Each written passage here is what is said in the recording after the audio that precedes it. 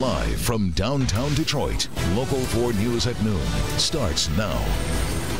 A Plymouth teen who admitted to planning her family's murder is now changing her mind. The teen in court today withdrawing her guilty plea, where the case stands moving forward. And it's a Detroit tradition. The mayor's auto show walkthrough signals an important milestone. But first, the brutally cold temperatures outside sweeping across the metro area.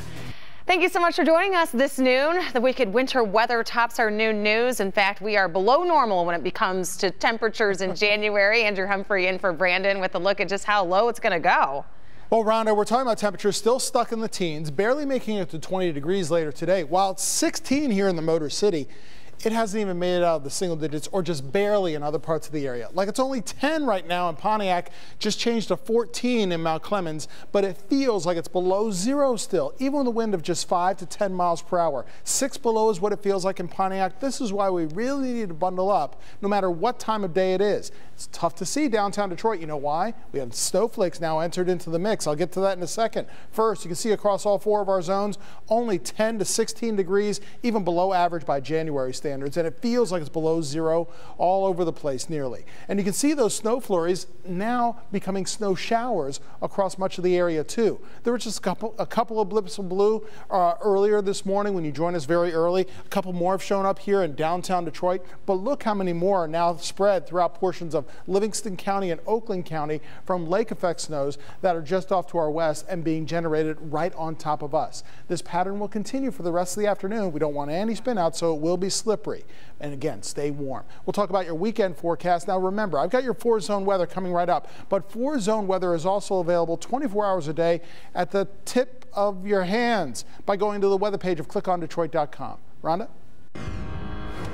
Andrew, thank you. Breaking news that we're following. Charges were just announced in connection to the murder of a woman whose beaten body was found in an abandoned parking structure in Highland Park earlier this week on Monday. 46-year-old Derico Moses of Detroit is now charged with open murder. Police say that Moses had a prior relationship with the victim and that sometime before her murder, Moses is expected to be arraigned today at 2 p.m. You can stay with us as we continue to follow this breaking news. The other news we're following this noon, the 2017 North American International Auto Show. Well, it's going to be getting underway soon, but today there was a very important event happening on the auto show floor. Right now, crews are hard at work getting those final preparations ready for the preview days that are coming up next week. But today, Mayor Mike Duggan got a special sneak peek at the show and all the cool cars it has to offer. Rod Maloney is there at Cobo Center as well. And Rod, the mayor's visit to the auto show floor is an important milestone. It is. You know, it's one of those things where the mayor comes through and it's meant to sort of give a goose to the laborers in here, alert them to the fact that they're really in the bottom of the 9th inning here. It's time to get the show ready and get everything up and running so that they can have an auto show starting on Sunday. Are we going to be done on time? We're on it. All right. For all the meetings, baby kissing, and ceremonial things a mayor must do, Mike Duggan says this one is different and special. One of the most exciting days of the year is my first walkthrough, and of course Cobo looks so much different than it did just a few years ago, but the spirit's so different. You know, another year of more than 17 million cars being sold. It wasn't all that long ago where, you know, it was 11 million and everybody was struggling. Usually, this is a very business-like in-and-out type of event. The mayor decided it was time to break with tradition. He received an invite to have some fun. Want to give it a try? How can I pass on that? So he used a scissor lift to get up to the Ford Le Mans high-speed race car simulator with show chairman Sam Slaughter to race.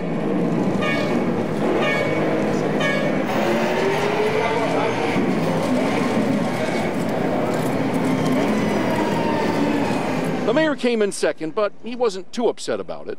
Next year, rematch. Now, skilled tradespeople went about their business largely not noticing the mayor, but Mark Winter says his visit helped break up a long day. 20 hours a day right now. Really? 20? I'm working 8 today and then 12 tonight.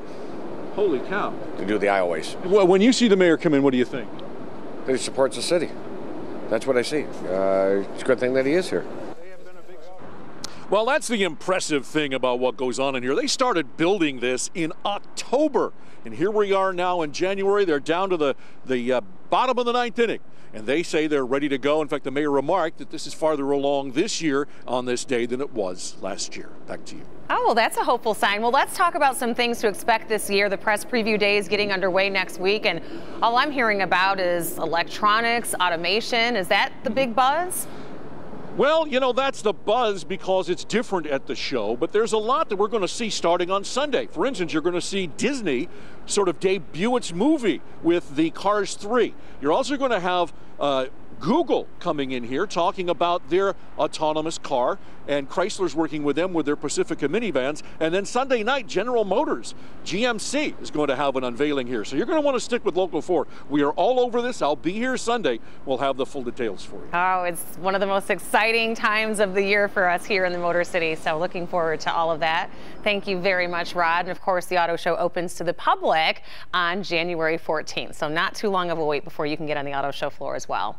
Meanwhile, investigators in Hazel Park are trying to figure out what caused a fire at a local youth center there. It happened early this morning at the Detroit Metro Youth for Christ Center. That's right there on Hughes, just north of 9 Mile.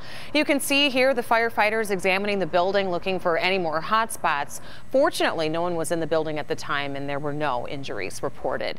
Detroit police are now investigating a deadly hit and run that happened last night around 10:30 p.m. along West Grand Boulevard in Linwood. The victim is described as a Hispanic woman in her 30s. Police initially thought that she was either hit by a car, maybe pushed out of a vehicle, but they say that her injuries were consistent with a hit and run. The suspect's vehicle is described just as a black sedan. So if you're in that area around 10:30 last night, you should give police a call. You may have information that could help them with their investigation. A hearing date has been set for the 17-year-old Plymouth teen who admitted to planning to kill her family. Roxana Sikorsky used a knife to cut her 12-year-old brother and tried to stab her younger sister. This all happened back in October of 2014. She was arrested and charged with assault with intent to murder. Sikorsky's originally pled guilty to the charge, but now wants to withdraw her guilty plea. Today, the hearing for the motion to withdraw her guilty plea was set for February 10th. We are following breaking news in that deadly shooting of a young father at a gas station early yesterday morning. Police have identified Kyrell Alonzo and Derek Everson as the two suspects that they are looking for. Investigators say that they're the two men that were caught on surveillance video shooting 22-year-old father Javon Perry in the head. The crime happened on Thursday morning at a Marathon gas station on the city's east side. Here's another look at the two men that police are looking for. Anyone with information on the whereabouts of either one of them should immediately contact Detroit police. We have new details emerging today about the Russian hacking scandal as U.S. officials are scheduled to meet with President-elect Donald Trump. Sources confirmed to NBC that authorities trace Russian attacks on the Democratic Party, the White House, and the State Department. Today, the outgoing director of national intelligence, he's going to be heading to Capitol Hill to brief lawmakers on the updates before they head to New York City to meet with President-elect Donald Trump. President Obama says that the meeting with Trump is an important as any other. It's important that the president is getting the very best non-politicized intelligence possible because our national security is at stake. Despite the new findings, officials do not believe Russia's hack affected the election's outcome. The public version of those classified findings are expected to be released next week.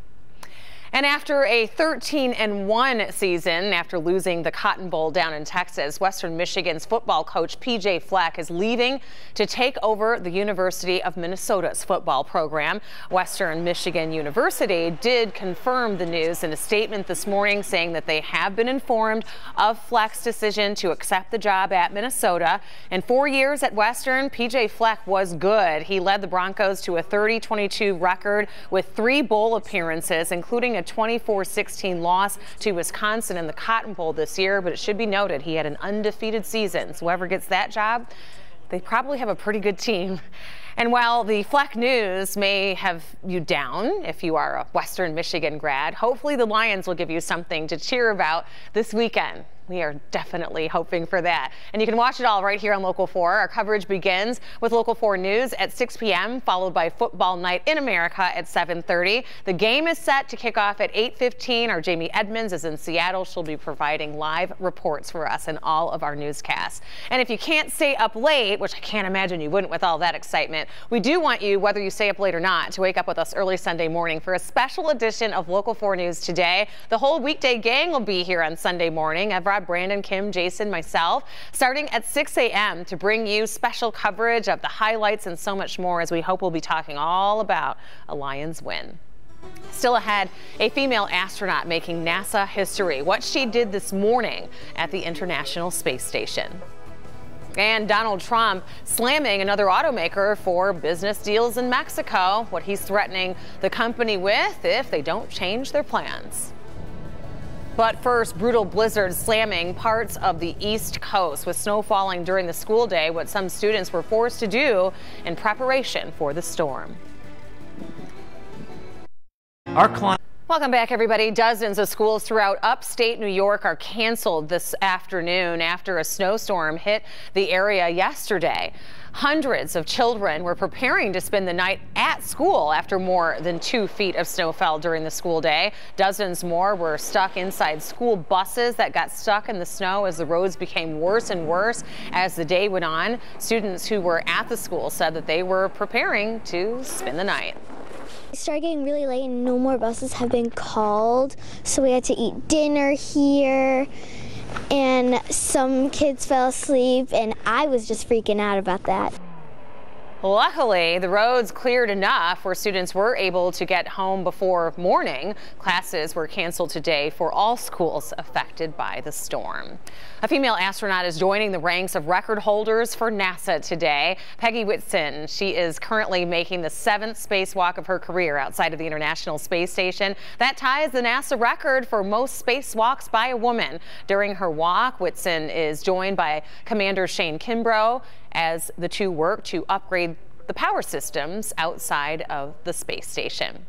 President-elect Donald Trump is threatening a heavy tax on Japanese automaker Toyota after learning that they plan to manufacture cars in Mexico. Trump tweeted on Thursday that if Toyota builds plants in Mexico and ships those cars to the U.S. instead of building them in the United States, the company would face a big border tax when they ship those cars to the U.S. Toyota responded to the comments by explaining production plants in Mexico will not take any jobs away from the United States. Coming up here on Local 4 News at noon, Hollywood is getting geared up for the Golden Globes. Host Jimmy Fallon talks about why he still gets nervous while on stage. That's hard to believe, Andrew. He's always so comfortable. I know. Always so hilarious. Can't wait to see him perform at the Golden Globes. Well, Mother Nature performing some snow showers once again, and very cold conditions out there will continue through this weekend. Got your weekend forecast, and believe it or not, some higher numbers, higher temperatures in your 7-day forecast. All that is straight ahead. When you know it's time for a change. I had gained an insane amount of weight, and I could see that my girls are looking up to me. How do you get the guts to do it the right way? I think it's overwhelming for people. But this mom is figuring it out. I wanted them to start habits young. Her simple steps to live healthier, eat better, and enjoy those treats as well. I can't imagine going back to how we were. Tonight at 11. Today. Welcome back, everybody, and welcome to Friday. Wow, it's a brutally cold out there once again. We're happy the weekend has started, but boy, we really need to layer up. Look at these wind chills later on today. Only around 1-2 degrees at the most in some areas in our metro zone, holding around 0 or just below 0 south of Michigan Avenue in our south zone. Same thing west of 275 in our west zone. In our north zone, wind chills barely making it to 0 degrees. So that's why we need to dress in layers as we go through the day today. And we need to prepare for this. Snow showers that are still about as we go through the rest of this afternoon. The lake effect snow machine is still going, and so now as we've run into the afternoon, some of that lake effect snow is now being spawned once again. You can see a couple of snow showers right here on the east side of the city. There's the Detroit River right there. Underneath Belle Isle, you got snow that's being generated and falling. Same thing for our neighbors over in Windsor. Hello to Canada as well, over into the Grosse Pointes. A lot more is spread out through Livingston County, the Flint area, Oakland County, and eventually stretching into Macomb County. And these can reduce visibility very quickly. Those whiteout conditions from yesterday, they have a chance of occurring again during this lunch hour and for the ride home. You can see that right over the mixing bowl in Farmington Hills and around the Novi and Wixom area. We've got 16 right now, but 1 single degree is what it feels like when you got that wind at 15 miles per hour. All right, Lions fans, we've got some diehards who are heading over into the Seattle area. When you land at SeaTac, this is what you can expect over there. Later today, highs around 40 degrees, but chance of rain during the game tomorrow may affect the game, and for a good reason. Maybe bring some of our Detroit weather over to Seattle. Some wet snowflakes may be mixed in with temperatures in the chilly 30s. We're looking at temperatures now in the teens, anywhere from 10 to 16 degrees at the most right now. And with this wind that's increased since this morning of 10 to 15 miles per hour, 7 below. The wind chill's been stuck around 7 below for the longest time over in Pontiac. Still the same case there. And there's that reduced visibility. In some of those scattered snow showers, you can easily drive quickly into visibility that's well less than a couple of miles. And wind chills later on tonight stay around 0 or even go a bit lower by tomorrow morning. So the frigid air remains over us through today, tonight, and tomorrow. With 18 for a high today, snow showers scattered about once again, 9 degrees for a low tonight, and wind chills between -5 and 5 degrees. As we go into your Saturday, 20 for a high, so still pretty frigid with on and off snow showers. Now temperatures go up from here. Take a look at this. Media week begins on Sunday, a high of 22, but 30 degrees. That's a bit better on Monday. Still a chance of some messy weather, Rhonda. Snow and then rain on Tuesday, but look at that, a high of 40 or a bit more. Back over to you. Those temperatures are all over the place, Andrew. Thank you. Well, Sunday night, it is the 74th annual Golden Globe Awards, and with the Tonight Show's Jimmy Fallon serving as host, this will be a really fun one. We can guarantee you that. Fallon's first time hosting the Golden Globes, too. The comedian by trade says that he's excited for the opportunity and that people should expect the same humor they always get from him. But even Fallon, who talks to celebrities every night on his show, gets nervous when an opportunity like this comes along. Yeah, I always get nervous no matter what. It's almost like just jumping into the pool and your body goes, you know how to swim? Yeah. So it's just the jumping that's nervous. You go, yeah! The Golden Globes airs on Sunday night right here on Local 4, beginning with the red carpet pre-show at 7 o'clock. Still ahead, a group of teens are being hailed heroes after what they did while shoveling snow, the terrifying discovery they made, and how their quick thinking saved a man's life. Replay song. Welcome back, everybody. Before we go, you have to see how a group of teenagers saved a life just simply while they were out going door to door, asking if people needed their driveways shoveled. That's right, Rhonda. This is an amazing story, everybody. On Thursday, a group of teens in Colorado went door to door, as Rhonda mentioned, trying to earn a little extra cash, but also help people by shoveling their driveways. But when they appeared at one house down the street, they actually heard screaming coming from inside. So it turns out that there was an elderly man inside of that home that had been stranded after falling, and he had fallen days earlier. The teens acted quickly. They called 911. Emergency responders were there in moments to take the man to the hospital, ultimately likely saving his life. He's expected to be okay, but you just are so thankful that, you know, they heard it and they actually took action. Always good to check on your neighbors. Same thing with the cold today. Check on kids, check on seniors, everybody. All right, good advice. Go Lions this weekend. Yeah, go Lions. Have a good day, everybody.